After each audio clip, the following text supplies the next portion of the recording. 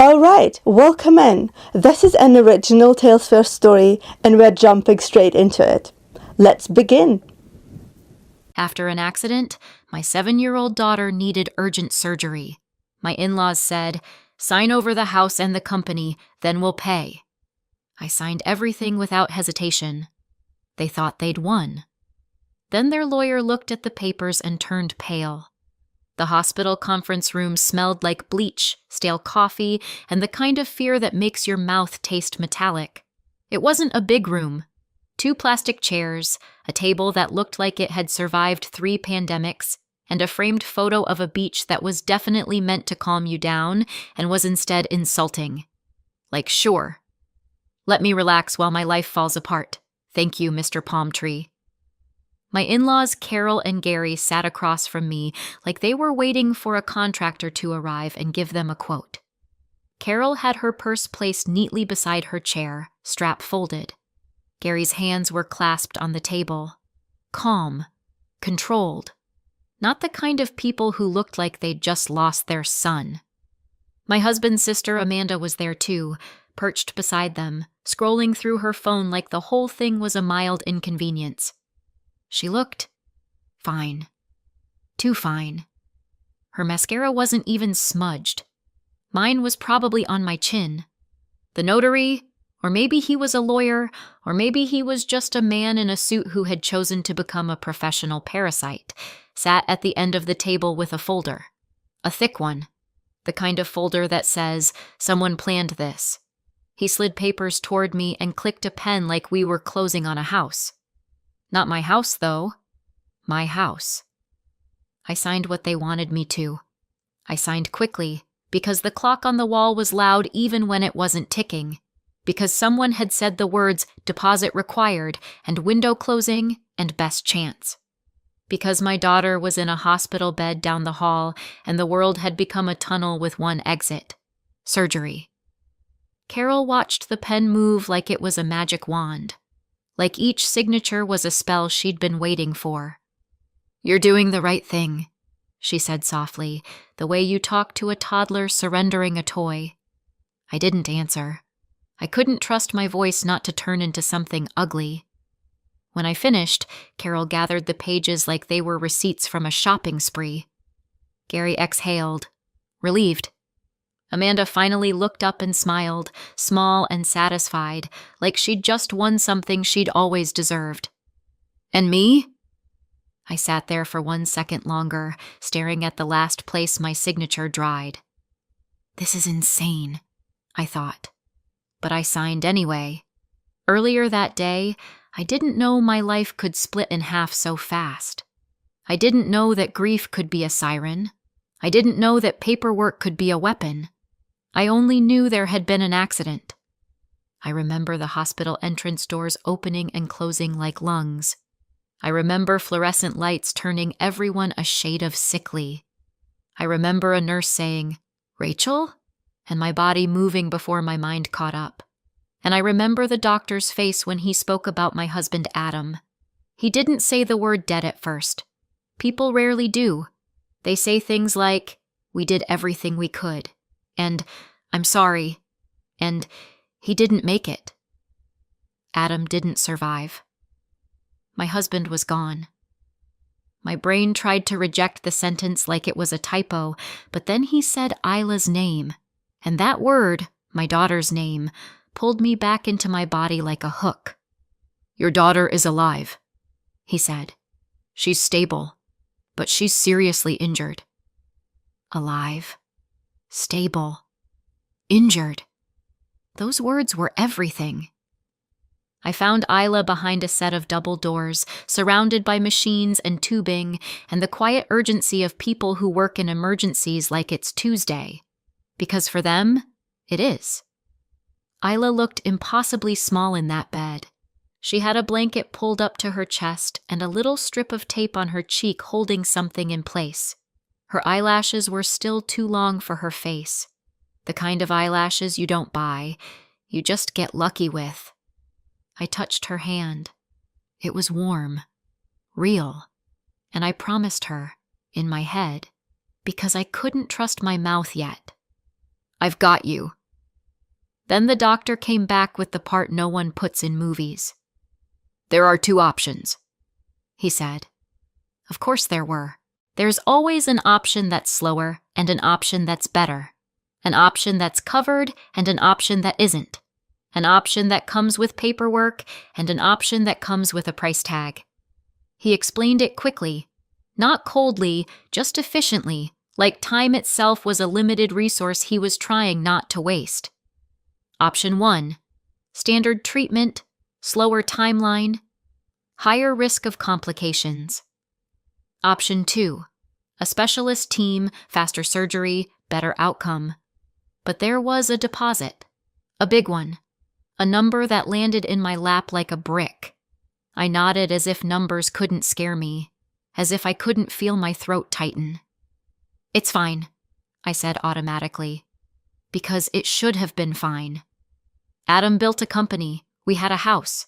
We were not people who couldn't cover a deposit, so I walked to a corner, pulled out my phone, opened the banking app, and tried to transfer money. The screen loaded. Then it locked me out. I tried again. I tried a different card. I tried the joint account. Declined. It was our account in practice, but legally it was Adam's.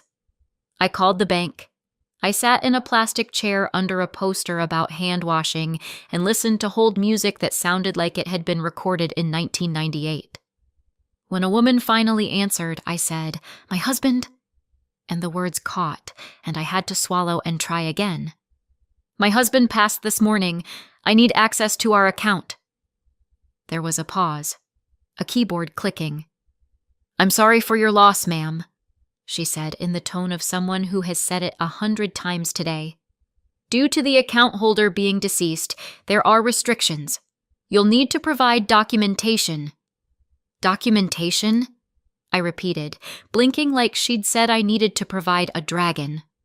"Death certificate, probate paperwork, executor." "My daughter needs surgery," I said, my voice getting sharp before I could stop it. "Today." "I understand," she said, and I could hear the script in her voice. "But I can't override the policy." Policy. I tried the business account next. I tried the card tied to it. I tried the online portal.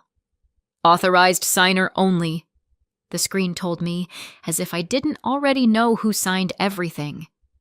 Adam. Not me. On paper, we had money.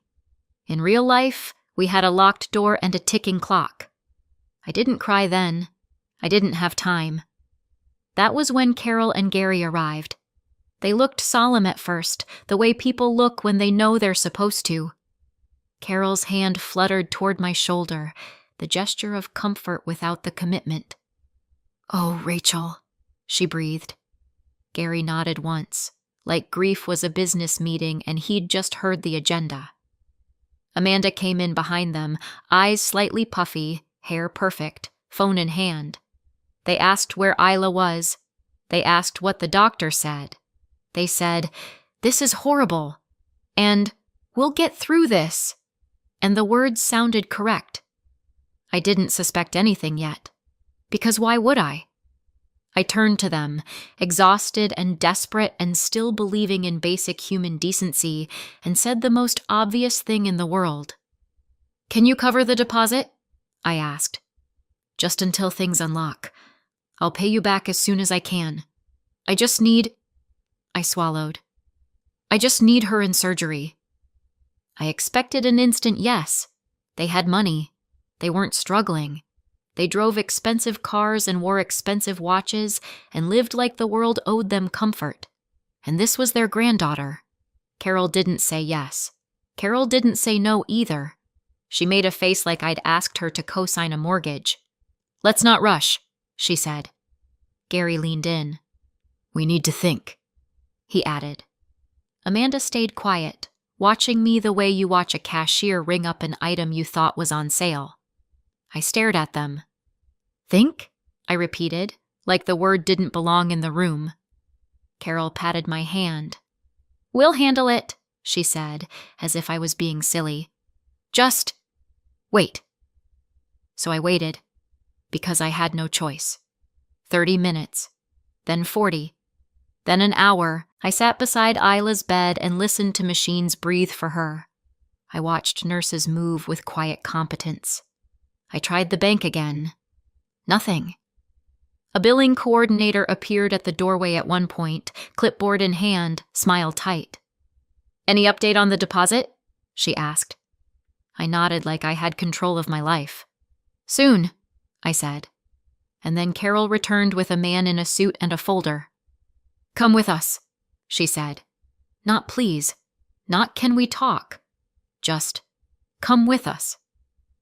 They led me to a small room, the same room where I would later sign my life away next to a picture of a beach. The suited man sat down. The folder opened. Carol's voice turned smooth. "We'll pay," she said. "But we need you to sign these." "What is this?"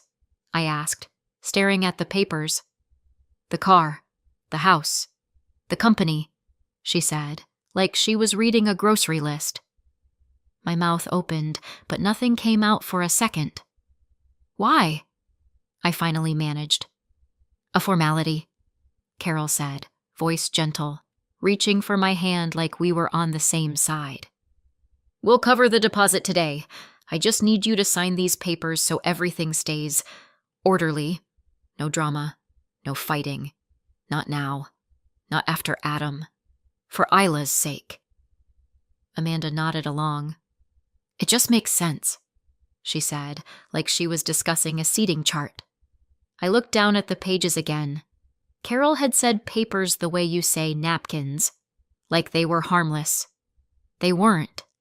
Because the words on the first page weren't about paying a hospital bill, they were about ownership, about control, transfer, assignment, waiver of claim. In plain English, sign here and the house is theirs. Sign here and the company is theirs. My hands were cold. "This is your granddaughter," I said, keeping my voice low. "You're not lending me money. You're asking me to sign away Adam's house and Adam's company." Carol's smile didn't move. "Rachel, it's just paperwork. We're trying to make sure this doesn't turn into an ugly mess later." Ugly mess. While my child lay injured down the hall.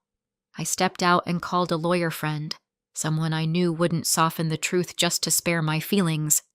They listened for 5 seconds and then said, "Rachel, do not sign that." "This is bad," they said. "We can find another way." I pressed my forehead to the wall. The hallway smelled like antiseptic and cheap air freshener. I looked at the clock. I thought of Isla's hand in mine. Then I went back in. I asked one practical question. "If I sign, straight away?" Carol didn't hesitate. "The moment you sign." So I signed. And the next time I held my daughter's hand, the deposit was finally moving. I know it looked like panic from the outside, like desperation, like a woman signing away her entire life with a shaking hand and a prayer. And honestly, I didn't correct anyone. Let them think it. Because Carol and Gary didn't just take the house and the company, they took something else too, something they didn't understand, didn't ask about, and definitely didn't read closely enough to notice. Soon they would find out, and their lives would begin to spiral. But to understand what happened, we have to rewind. Because the trap didn't start in that hospital. It started years earlier, long before the accident, long before Isla's hospital bed, long before Carol decided my daughter's surgery was a bargaining chip. Adam wasn't the kind of man who took up space loudly. He didn't walk into a room and demand attention. He didn't charm people with big speeches. He didn't sell dreams like they were lottery tickets.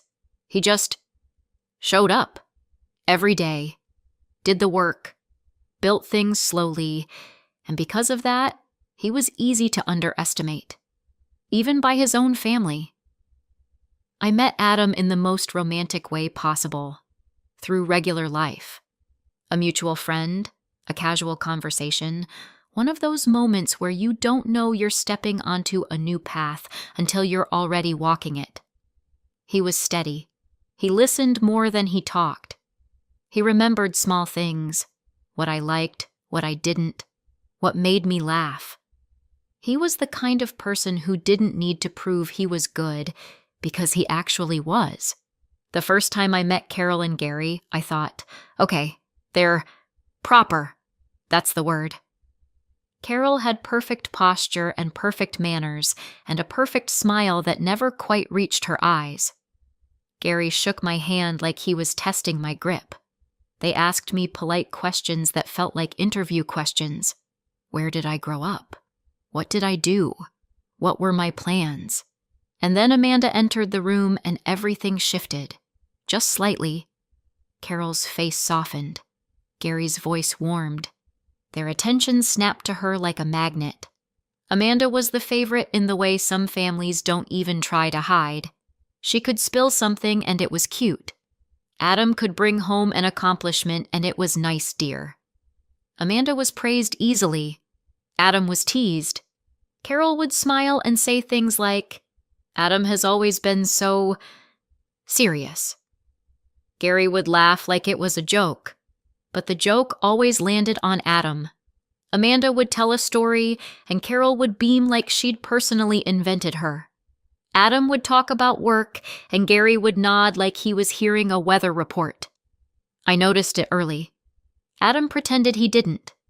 Or maybe he really didn't, because when you grow up in something, it feels normal. Like gravity. We got married and started building a life that didn't revolve around their approval. Then Isla was born, and if you've never watched someone become a mother, let me summarize. Your world shrinks down to one small person and everything else becomes background noise. Carol and Gary were thrilled, on the surface. In public, Carol was the perfect grandmother. Photos, smiles, my sweet girl. In private, it was selective. It wasn't that they screamed at Isla or said anything that would get them kicked out of a polite society dinner party. They weren't villains with mustaches. They were worse. They were people who could look you in the eye and say something harmless that left a bruise. It started with her name. Isla is not a difficult name. It's 4 letters. It's a name you can learn in a single breath. Carol never learned it. Or she learned it and chose not to use it. She called her Isla. At first I corrected her gently. It's Isla. Adam corrected her too. Mom, it's Isla. Carol would laugh lightly like we were all sharing a joke.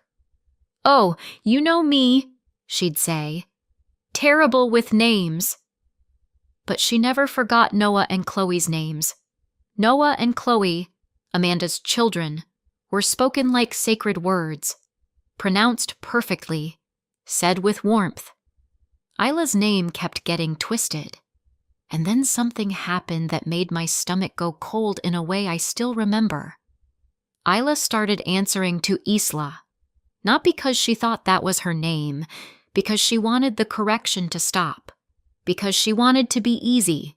Children learn what earns them love, and what earns them peace.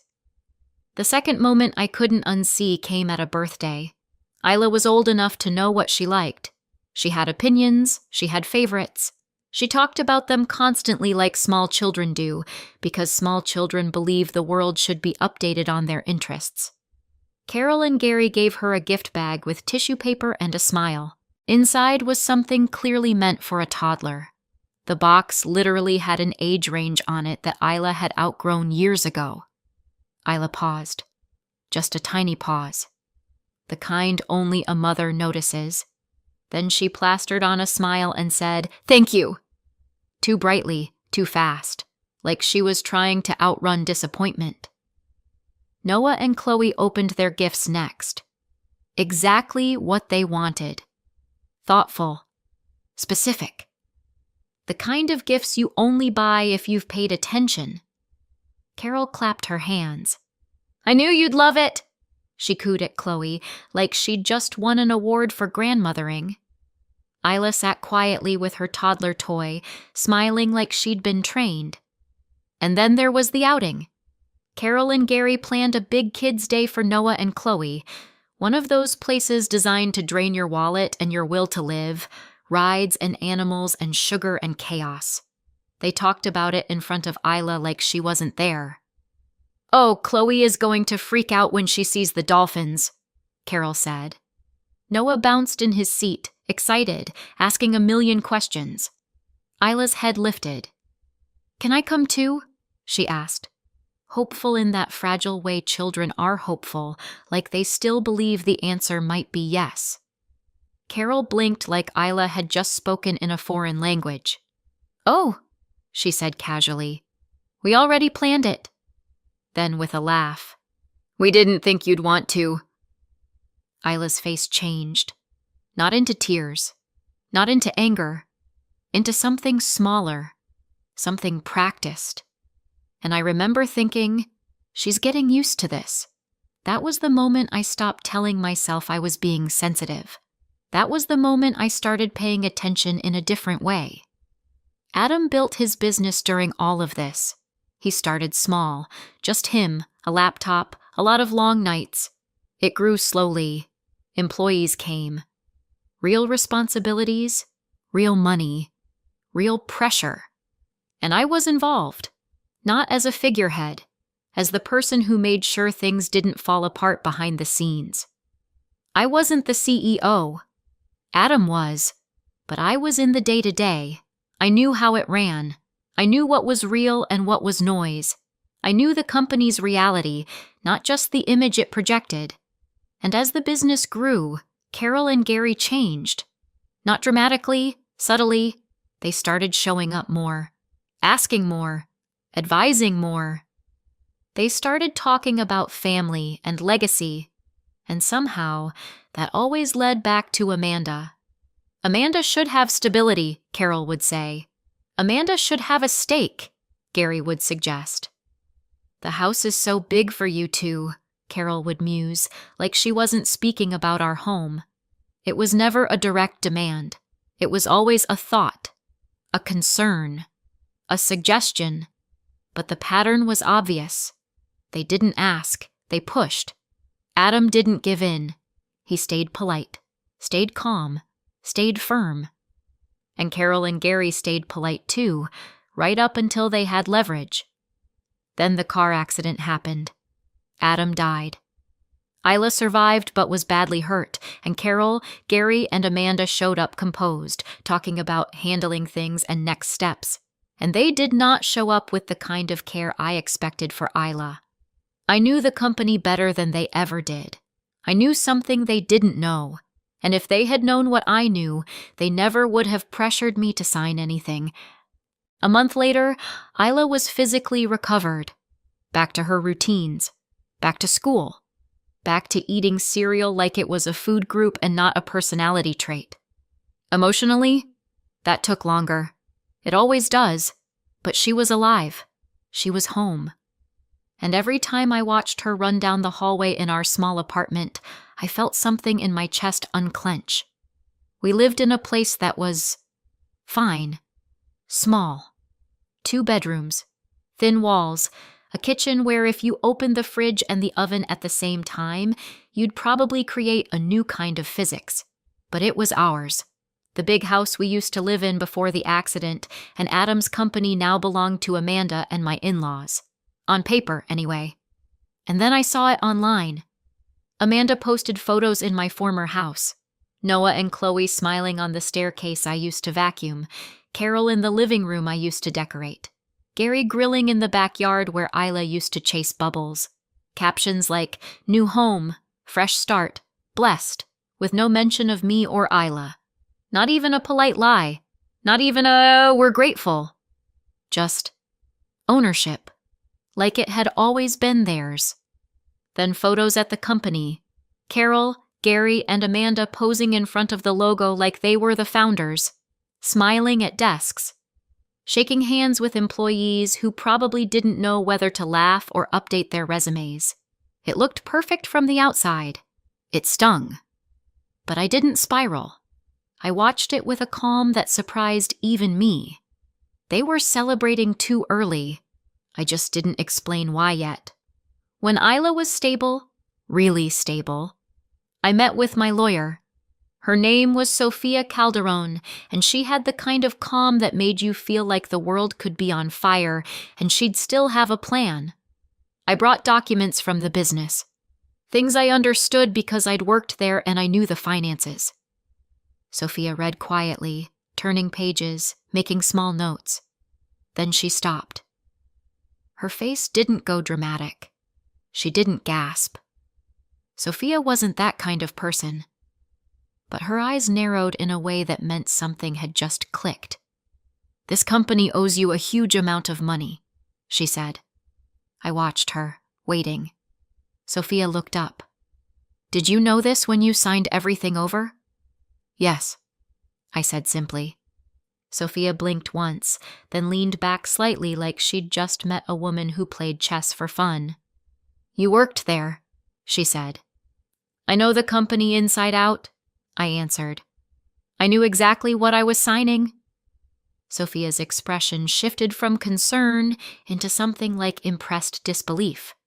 Then she pointed to a number on the page. $842,600, she said. Sophia said it in disbelief. Carol and Gary didn't just take the company. They signed personal liability for it, which means if the company can't pay, they have to pay out of their own money. I smiled, small and controlled, because sometimes the universe gives you a gift and you don't want to scare it away by reacting too loudly. Now, if you're wondering how signing away everything could end up being good for me and a trap for them, here's how.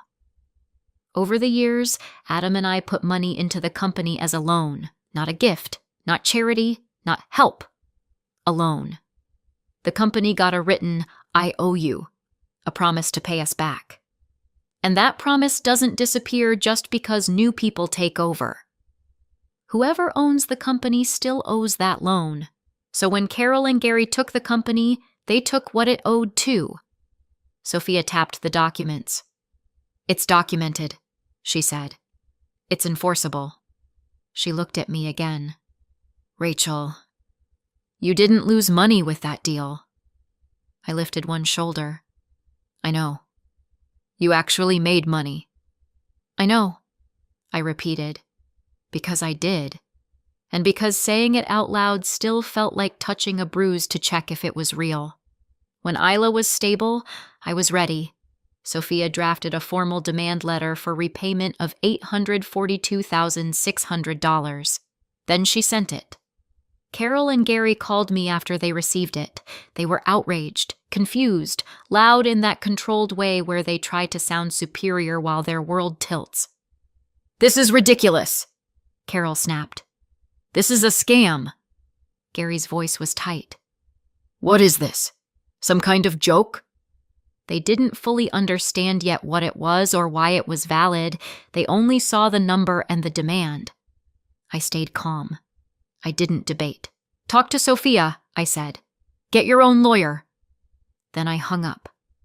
They still hadn't grasped what this really meant. Not yet. They were stuck on the number, on the audacity of it, on the idea that I was somehow bluffing.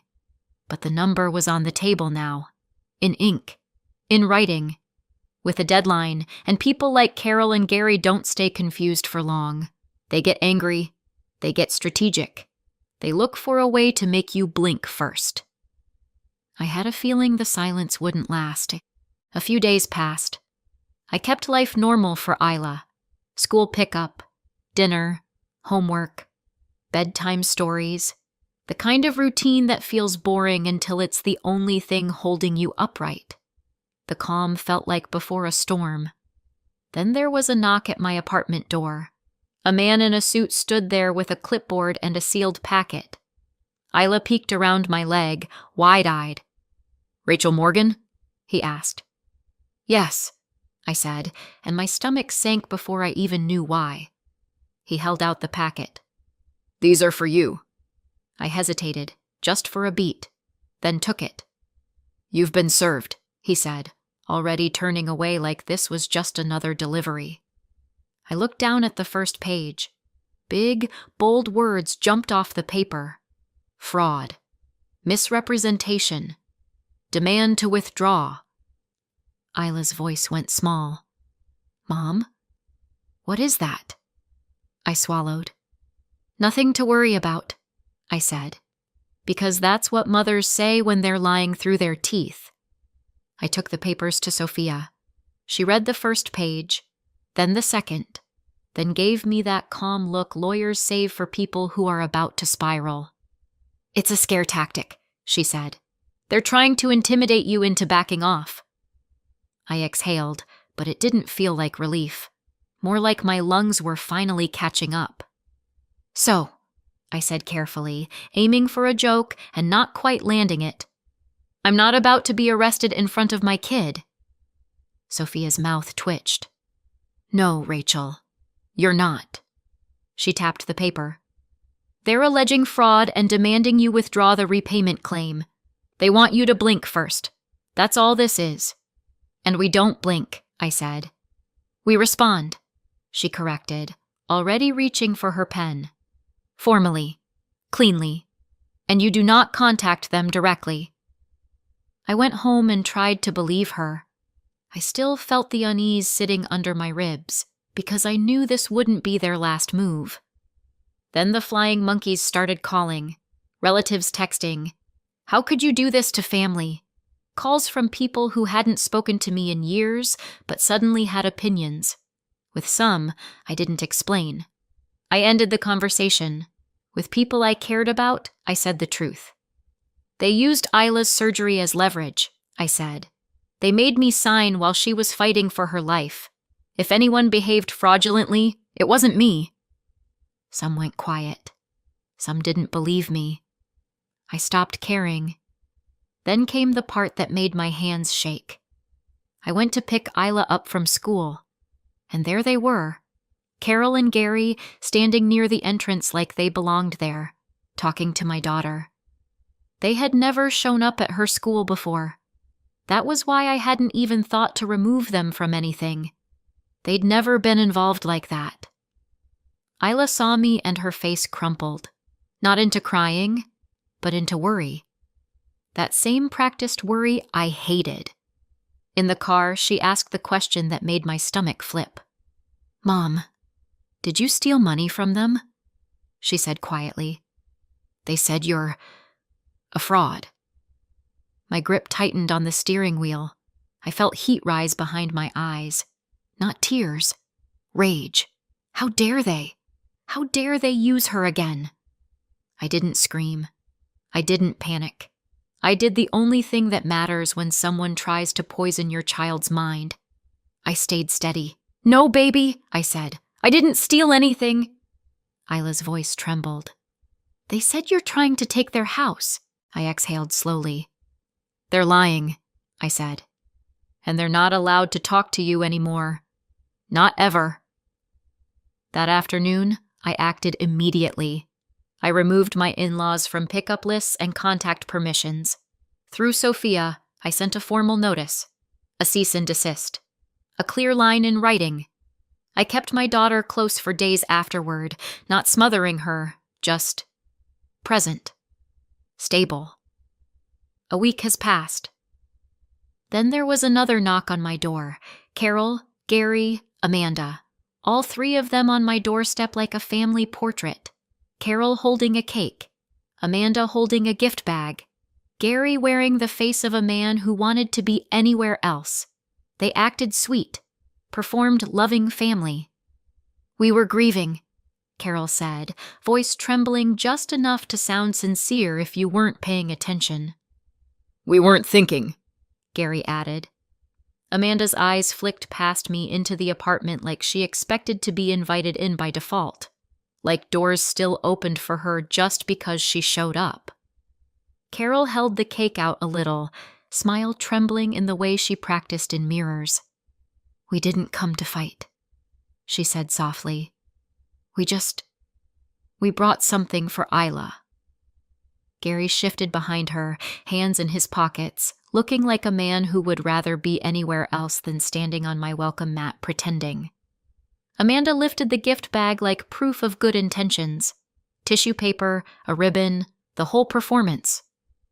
We miss her, Carol added, voice thick. We've been sick about all of this. We haven't been thinking straight. I didn't move aside. Carol tried again, gentler. Can we come in for a minute? Just a minute. We don't even have to talk about anything heavy. We just want to see her. Please. Isla wasn't home, and Carol didn't know that yet. She's not here, I said. A beat of silence. Carol's smile faltered, then snapped back into place. Oh, she said too quickly. Well, that's all right. We can wait. We can come back. Amanda's jaw tightened. Gary glanced at Carol like, say it. Carol took a slow breath, and her tone shifted, still soft, still reasonable, but now aimed like a blade wrapped in velvet. Rachel, she said, this has gotten out of hand. She sighed like she was the victim of my behavior. We don't want this to become ugly. There it was. Not the ask yet, just the runway. We've already been through enough, she continued. All of us. You don't want to drag this into court, do you? Think about what that does to Isla. And then, finally, carefully, like she was placing something fragile on the table. We just need you to stop this, she said. Drop the claim. Let's put it behind us. I stared at her. You used my daughter's surgery to make me sign away my life, I said quietly. Then you went to her school and put your mess in her head. Carol opened her mouth, outraged, offended, wounded. I didn't let her start. There is no behind us, I said. You don't get to show up with cake and pretend you didn't do that. Gary's face hardened. Amanda looked like she wanted to spit. I kept my voice even. You wanted paperwork. You wanted leverage. You got it. Then I closed the door. Not slammed, not dramatic, just closed, like a period at the end of a sentence they didn't like. I stood there for a second, listening to their shoes shuffle away. Then I turned back toward my kitchen and the half-finished homework on the table. Because Isla was still a kid, and Carol didn't get to turn my entire life into her stage. 2 days later, Sophia called again. They want to settle, she said. No small talk. Sophia never wasted words on people who didn't deserve them. Good, I said. What are they offering? They'll sign everything back, Sophia replied. The company, the house. I paused because the audacity almost deserved respect. Almost. They're calling it making things right, Sophia added, and I could hear the quotation marks in her voice. Tell them no, I said. Sophia waited. No? That's not a settlement, I said. That's undoing what they did. Silence. Then Sophia. What are your terms? 150,000, I said, on top of signing everything back. Sophia didn't argue. She just breathed out once, like she'd been waiting for me to stop being polite. I'll send it. 3 hours later, she called again. Carol is furious, Sophia said. She says you're being cruel. Gary says you should be grateful. Amanda says she doesn't understand why you're doing this. I almost laughed. And what did their lawyer say? Sophia's tone sharpened. He reminded them what they signed. The loan is due $842,600. And because they signed personal liability when they took control, it doesn't stop with the company if the company can't pay. I pictured Carol's face when she finally understood what personal liability meant in plain English. Let me guess, I said. They got quiet. They got very quiet, Sophia confirmed. The next morning, Sophia texted. They accepted. Notary Friday. Wire confirmed. Friday, we met at a small office that smelled like toner and lemon cleaner. Carol arrived polished but pale. Gary looked like he hadn't slept. Amanda clutched her purse like it was the last thing she still owned. No cake this time. Sophia slid the papers across. Company back to Rachel, house back to Rachel, settlement payment, $150,000, and Rachel withdraws the $842,600 claim in full. Mutual release. Carol's pen hovered. Her hand trembled, just a little. Then she signed. Gary signed. Amanda signed last, jaw tight, eyes burning. I signed steady. Sophia glanced at her phone. "Wire's in," she said quietly. I didn't smile in the room. I just nodded once, because I was done giving them reactions for free. That night, Isla curled up on the couch beside me and asked what we were having for dinner like the world had always been safe. And for the first time in a long time, it was. 6 months later, Isla and I were living in the house again. We'd moved back the same week the papers were signed, fast, quiet, no celebration. The house didn't feel like victory. It felt like something we'd fought to breathe inside. Some nights it still hit me in the ribs that Adam wasn't coming home. Grief doesn't care what a notary stamped. It just shows up anyway, in the quiet moments, like when I reached for his mug without thinking, or when Isla laughed and for half a second I expected to hear him laugh back. But Isla was healing. Not perfectly. Not all at once. Just steadily. One night she climbed into my lap, held my face in both hands, and asked, "They can't make us leave again, right?" "No," I told her. "They can't."